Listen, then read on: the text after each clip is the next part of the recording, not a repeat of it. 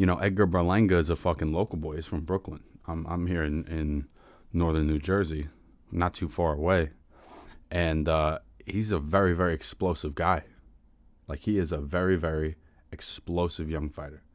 And the opponent again, Lanell Bellows. So, if some background on Berlanga is he's now scored 15 consecutive first round knockouts. That's sort of how. It's not just how he's being marketed; it's how he's fighting.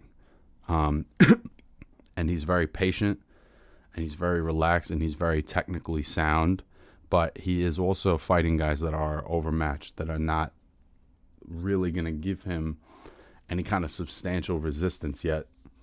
And they're kind of talking about him having these bigger fights, Benavidez, Canelo. I think that's all just sort of this right now. But I would love to see him step up the level of competition and see where he's at, because I think he's great. I think he's going to be a problem for anybody. But he does have to, show what he can do when there's some kind of legitimate resistance. And sometimes that's hard with a puncher because they just put people's lights out. But I think that if they can get him in, with somebody like an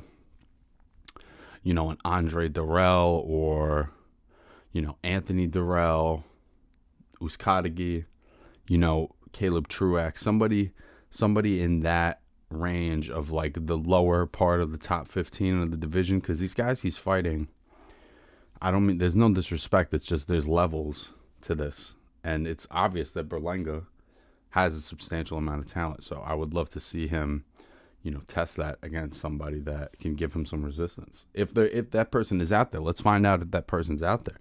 Let's find out if you put him in with somebody at that level, one of the Durrell brothers or something, at that level. Does he walk through that level too? Because then it makes a Benavidez fight that much more enticing. It makes a Canelo fight that much more enticing.